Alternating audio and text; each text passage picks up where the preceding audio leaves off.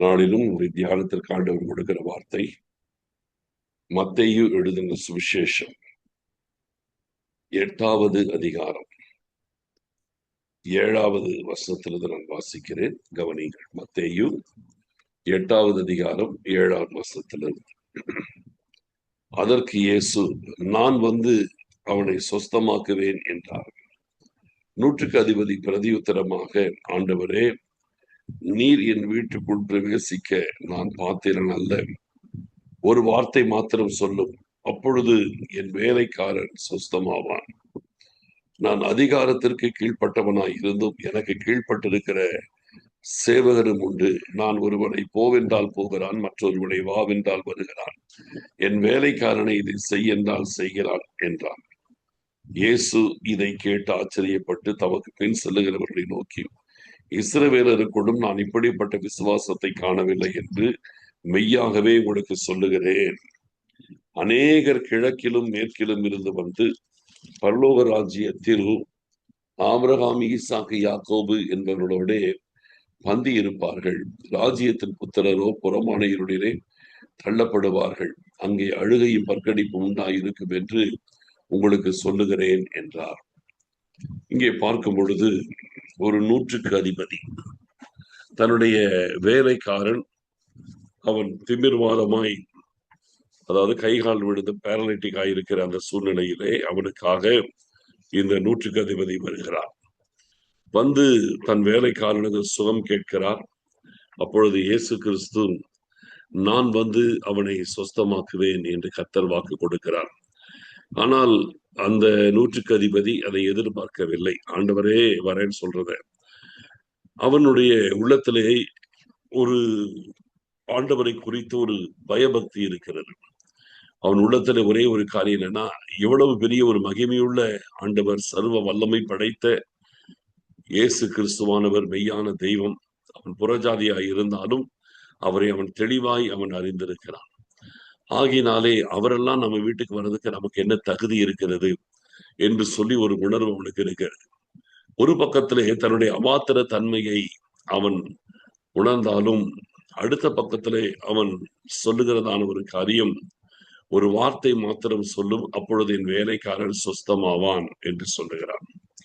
சொல்லிவிட்டு சொல்லுகிறான், நான் அதிகாரத்திற்கு கீழ்ப்பட்டவனாய் இருந்தும் எனக்கு கீழ்ப்பட்டிருக்கிற சேவகர் உண்டு. ஒருவனை போவென்றால் போகிறான், ஒருவனை வாவென்றால் வருகிறான், ஒருவனை இதை செய் என்றால் செய்கிறான் என்று தன்னுடைய அதிகாரத்தை குறித்து இந்த இடத்துல அவன் சொல்லுகிறான். இதை கேட்டவுடனே இயேசு கிறிஸ்துவுக்கு ஆச்சரியம்.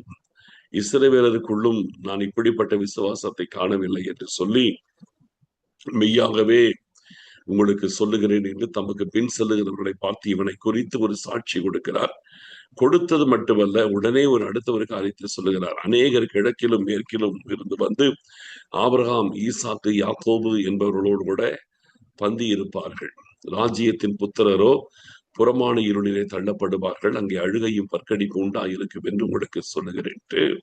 ஆண்டவர் அங்கே ஒரு காரியத்தை, எதிர்பாராத ஒரு வேறொரு காரியத்தையும் அங்கே சொல்லுகிறதை பார்க்கிறோம்.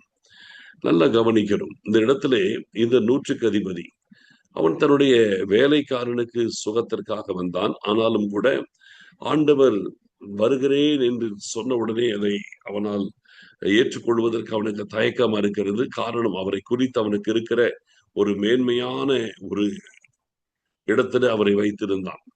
அவரெல்லாம் நம்ம வீட்டுக்குள்ள வர்றதுக்கு நமக்கு என்ன தகுதி இருக்கிறது என்ற ஒரு அபாத்திர நிலையை உணர்ந்து அவன் அதோடு நிறுத்தி கொள்ளவில்லை. சிலருடைய வாழ்க்கையில பாத்தீங்கன்னா அந்த அபாத்திர தன்மையை உணருவாங்க. வேதத்திலே பாத்தீங்கன்னா பேதுரு அப்படிதான் உணருவார். ஆண்டவரே, நாங்கள் பாவியான மனுஷனை எங்களை விட்டு போய்விட வேண்டும். யாக்கோபு யோவானும் அந்தபடியே அவர்கள் பிரமித்தார்கள் இருக்கும். அதே போல யாக்கோபு யோவான் சொல்லுவாங்க, ஆண்டவரே, நாங்கள் பாவியான மனுஷனை எங்களை விட்டு போய்விட வேண்டும். அப்ப பாருங்க, அபாத்திர தன்மையை உணர்ந்தவங்க சிலர் இருக்கிறாங்க. இது அபாத்திர தன்மையை உணரும் பொழுது இவங்க செய்யறதெல்லாம் ஆண்டவரை வந்து தங்களை விட்டு போயிட சொல்றாங்க. தங்களுக்கும் ஆண்டவருக்கு நடுவிலே ஒரு இடைவெளி வரணும்.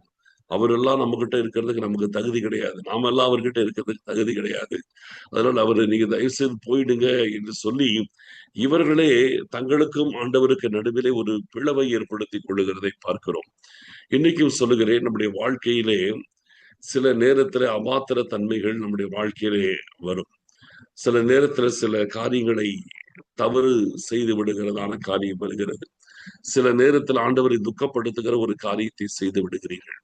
அப்படி செய்து விடுகிற நேரத்துல பார்க்கும் பொழுது அந்த அபாத்திர தன்மையை உணரும் பொழுது உடனே நமக்கும் ஆண்டவருக்கு நடுவிலே ஒரு இடைவெளியை நம்மளே ஏற்படுத்தி கொள்ளுகிறோம். ஐயோ, நமக்கு ஜெபிக்க தகுதி இல்லை, நமக்கு வேதத்தை வாசிக்க தகுதி இல்லை, நமக்கு கர்த்தரை தேட தகுதி இல்லை, நமக்கு சபைக்கு போகிறதுக்கு தகுதி இல்லை, நம்ம ஆண்டவரை தேடுறதுக்கு நமக்கு தகுதி இல்லை, நான் இவ்வளவு தப்பா இருக்கிறேன், நான் சரியில்லாம இருக்கிறேன், நான் எதுக்கு இங்கே சபைக்கு போயிட்டு, நான் எதுக்கு வேதத்தை வாசிட்டு, நான் எதுக்கு ஜெபிச்சுட்டு, நான் தப்பு செஞ்சுட்டே இருக்கிறேனே, அதனால நான் ஜெபிக்கிறதுல வேஸ்ட், நான் பைபிள் படிக்கிறதுல வேஸ்ட், பேசாம இதெல்லாம் விட்டுட்டு நான் ஒதுங்கி போயிடலாமா என்று சொல்லி சிலர் நினைக்கிறது உண்டு. நான் சொல்றேன், இதுதான் மிகப்பெரிய ஒரு தவறு. தவறுகள் வாழ்க்கையிலே வருவதனாலே நமக்கும் ஆண்டவருக்கு நடுவிலே ஒரு பிரிவினையை, ஒரு பிளவை ஏற்படுத்தி கொள்ள நினைப்பது என்பது மிகப்பெரிய ஒரு தவறான செய்கை. சிலர் அப்படி நினைப்பது உண்டு. இனி நான் பைபிள் படித்தது என்னதான் பிரயோஜனம், நான் ஜெபிச்சு என்னதான் பிரயோஜனம், சர்ச்சுக்கு போறது என்னதான் பிரயோஜனம், நான் தான் சரியாவே இல்லையே, நான் தான் என்னாலதான் சரியாவே அவரை பின்பற்ற முடியலையே, நான் எதுக்கு அவரை பின்பற்றி கொண்டு என்று சொல்லி ஒரு குற்ற உணர்வோடு, ஒரு குறைந்த தாழ்வு மனப்பான்மையோடு ஆண்டவரை விட்டு தங்களை இன்னும் தூரப்படுத்தி கொள்ள நினைக்கிறவர்கள் உண்டு. நல்லா கவனிக்கணும். நம்முடைய வாழ்க்கையிலே நம்முடைய அபாத்திர தன்மை என்பது சில நேரத்தில் உணர முடியும். அது உண்மைதான், அது இல்லைன்னு சொல்ல மாட்டேன், நம்ம பொய் சொல்ல முடியாது. அப்ப அந்த இடத்துல பார்க்கும்போது சில நேரத்துல சில குறைவு உணரும் பொழுது, நான் ஏன் இத்தனை வருஷம் கர்த்தரை பின்பற்றி நான் இந்த தவறு செய்கிறேனே என்று சொல்லி சில நேரத்துல நம்முடைய அபாத்திர தன்மையை நாம் உணர்ந்து நம்முடைய வாழ்க்கையிலே ஒரு குற்ற உணர்வு வருவதற்கான வாய்ப்பு வரும். அந்த வாய்ப்பு வரும் பொழுது நீங்கள் உடனே தூரம் போயிடக்கூடாது. உன்னை புரிந்து கொள்ள வேண்டும். அவருடைய வார்த்தையின் மேல் விசுவாசம் வைக்க வேண்டும். என்னதான் நம்ம நம்முடைய குறைவு இருந்தாலும் ஆண்டவருடைய வார்த்தை நம்மை அவரிடத்துல வரும்படி அழைக்கிறது. நம்முடைய குறைவுகள் எல்லாவற்றையும் நிவர்த்தி செய்வதற்காக அவருடைய வார்த்தை நம்மை அழைக்கிறது. நம்முடைய பாவங்களை நாம் அறிக்கையிட்டால் பாவங்களை நமக்கு மன்னித்து எல்லா அநியாயத்தையும் நீக்கி நம்மை சுத்திகரிப்பதற்கு அவர் உண்மையும் நீதி உள்ளவராய் இருக்கிறார். இத வசனம் சொல்லுது, நீ உன்னுடைய பாவத்தை அறிக்கையிட்டேனா அவர் உன்னை சுத்திகரிக்க உண்மை உள்ளவரா இருக்கிறார். இயேசு கிறிஸ்துவின் ரத்தம் சகல பாவங்களை நீக்கி நம்மை சுத்திகரிக்கும். இந்த வேத வசனம் சொல்லுகிறது, என்னுடைய ரத்தத்தினால் உன்னை நான் எப்பொழுது சுத்திகரிப்பேன் என்று சொல்லி ஆண்டவர் நமக்கு வாக்கு கொடுக்கிறார். என்னிடத்தில் வருகிறவனை நான் புறம்பே தள்ளுவதில்லை என்கிறார் ஆண்டவர். இந்த வசனம் சொல்லுகிறது, நான் உன்னை புறக்கணிக்க மாட்டேன், நீ தைரியமா என்கிட்ட கூடவே இரு, நீ கூட என்னை பின்பற்றி வா. இப்படி பல வேத வசனங்கள் நம்மை அவரோடு கூட இணைத்துக் கொள்ளவும், நம்மை பரிசுத்தப்படுத்தவும், நமக்கு நம்பிக்கை கொடுக்கவும், விசுவாசத்தை கொடுக்கவும், அவரோடு கிட்டி சேருவதற்கு எத்தனையோ வசனங்கள் நம்மை அழைக்கிறது. ஆனா நம்ம அதை பல நேரத்துல மறந்துட்டு நம்முடைய உணர்வுகளுக்கு நம்ம இடம் கொடுத்து பல நேரத்திலே நம்மை கத்தரி விட்டு தூரமாய் விலக்கி கொள்வதற்கு நினைப்பது ரொம்ப தவறான காரியம். என்னைக்குமே சொல்லுகிறேன், ஆண்டவர் நம்மை ஒரு கடினமான எஜமானனாக அவர் இருந்து நம்மை நடத்துவதே கிடையாது. கிருபையுள்ள ஆண்டவராய் இருக்கிறார்.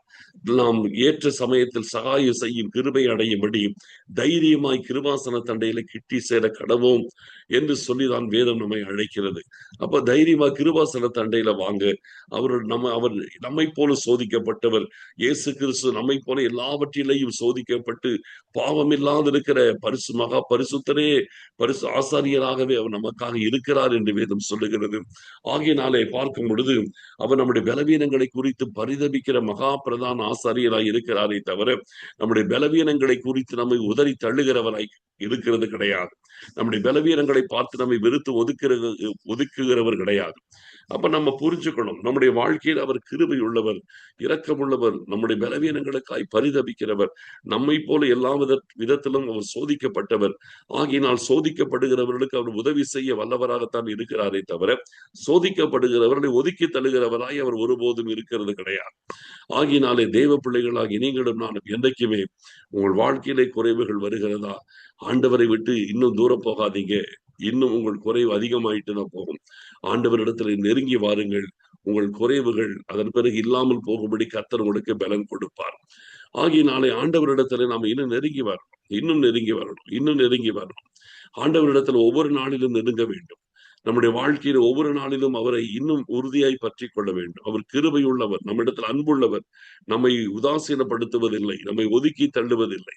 ஆகினாலே ஆண்டவரிடத்திலே நாம் நெருங்கி வருவதைத்தான் அவர் விரும்புகிறாரே தவிர ஆண்டவர் நம்மை ஒருபோதும் ஒதுக்கி தள்ளுவதில்லை. இப்ப பாருங்க, பேதுரு விஷயத்துல கூட ஆண்டவரே நாங்கள் பாவியான மனுஷனை எங்களை விட்டு போய்விட வேண்டும் என்று சொல்லி அவங்க சொல்றாங்க. அவரை போக சொல்றாங்க. அவர் என்ன சொல்றாரு? பயப்படாதிருங்கள், இது முதற்கொண்டு நீங்கள் மனுஷரை பிடிக்கிறவர்களா இருப்பீர்கள். அப்ப இவங்க அவரை போக சொல்றாங்க. அவர் சொல்றாரு வாங்கங்கிற இல்லையா, எம்பினால வாங்க, மனுஷரை பிடிக்கிறவர்களா இருப்பீங்க. இவர்கள் அவரை போக சொன்னால் அவர் சொல்றாரு வாங்க, என் பின்னால வாங்கன்னு கூப்பிடுறாரு. இதுதான் நம்முடைய ஆண்டவர். நம்முடைய குறைவுகளை பார்த்து நம்மை ஒதுக்கி தள்ளுகிறவர் அல்ல. குறைவுள்ளவர்களையும் என் பின்னால வாங்க, நான் உங்களை சரிப்படுத்துறேன் என்று சொல்லி நம்மை பலப்படுத்துகிறவரும், நம்மை வழிநடத்துகிறவரும், நம்மை தகுதிப்படுத்துகிறவரும், நம்மை பயன்படுத்துகிற தேவனுமாய் இருக்கிறார். ஆகினால் ஒருபோதும் குற்ற உணர்வுகளுக்கு இடம் கொடுத்து கத்தரை விட்டு தூரம் போகாமல் ஆண்டவரை இன்னும் பற்றி கொண்டு இன்னும் க்ளோஸா வர்றதுக்கான காரியத்திலே கவனமாய் இருங்கள். ஒவ்வொரு நாளிலும் கர்த்தர் நம்மை இன்னும் அதிகமாய் புடமிட்டு பரிசுத்தப்படுத்தி அவருடைய ராஜ்யத்திற்கு ஏற்றவர்களாய் கர்த்தர் நம்மை மாற்ற நடத்த வல்லவராய் இருக்கிறார். நம்மை ஆண்டவருடைய பாதத்தில் ஒப்புக் கொடுப்போம், நெருங்குவோம், இன்னும் நெருங்குவோம். நம்முடைய குறைவுகள் இருக்கிறதை உணரும் பொழுது இன்னும் அதிகமாய் நெருங்கி ஆண்டவரிடத்தில் குறைவுகளை சரிப்படுத்திக் கொள்வோம். கர்த்தர் நம்மை ஏற்றுக்கொண்டு நம்மை பயன்படுத்த கர்த்தர் வல்லவரா இருக்கிறார். ஜெபிக்கலாம்.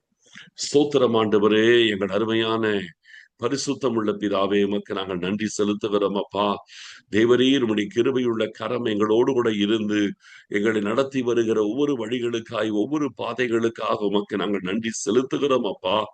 தகப்பனே, எங்கள் வாழ்க்கையில் எந்த குறைவுகள் வந்தாலும் அது நிமித்தம் விட்டு தூரம் போகாதபடிக்கு தேவரீர் உம்மிடத்துல இன்னும் கிட்டி சேருகிறதற்கான ஒரு இருதயத்தை ஒவ்வொருவருக்குள்ளும் எப்பொழுதும் தந்து ஆண்டவரே, நாங்கள் இன்னும் உம்மோடு நெருங்கி வந்து உமக்காக வெற்றியுள்ள வாழ்க்கை வாழ ஒவ்வொருவருக்கும் கிருபை செய்வதற்காய் ஸ்தோத்திரம் தகப்பனே. ஒவ்வொருவருடைய இருதயங்களையும் கர்த்தர் ஆளுகை செய்து தைரியமாய் கிருபாசன தண்டையில வந்து சேர்ந்து பலன் கொள்ள கர்த்தர் உதவி செய்வதற்காய் ஸ்தோத்திரம்பா. தாழ்த்தி அர்ப்பணிக்கிறோம், மகிமைப்படுங்க. ஸ்தோத்திரம் ஸ்தோத்திரம் ஸ்தோத்திரம் ஆண்டவரே, மக்கள் ஸ்தோத்திரம். ஆசீர்வதிங்க அப்பா, காத்துக் கொள்ளுங்க, வழி நடத்துங்க. நன்றி செலுத்துகிறோம், ஸ்தோத்தரிக்கிறோம். துதிகன மகிமை யாவற்றையும் நாங்கள் உமக்கு மாத்திரம் செலுத்துகிறோம். இயேசு கிறிஸ்துவின் மூலம் ஜெபிக்கிறோம் நல்ல பிதாவே, ஆமென். என் ஆத்மாவே கர்த்தரை சோத்தரி, என் முழு உள்ளமே அவருடைய பரிசுத்த நாமத்தை சோத்தரி. என் ஆத்மாவே கர்த்தரை சோத்தரி, அவர் செய்த சகல உபகாரங்களை மறவாதே. ஆமென் ஆமென். கர்த்தர் தாமே ஒருவரையும் ஆசீர்வதிப்பாராக. இன்று காலை 10 மணிக்கு நமக்கு உபவாசம் இருக்கிறது. அதில் யாவரும் கலந்து கொள்ளுங்கள். இரவு 8 மணிக்கு இருக்கிறது ஆயத்த ஜெபத்திலும் யாவரும் இணைந்து கொள்ளுங்கள். கர்த்தர் தாமே ஒருவரையும் ஆசீர்வதிப்பாராக. நாளை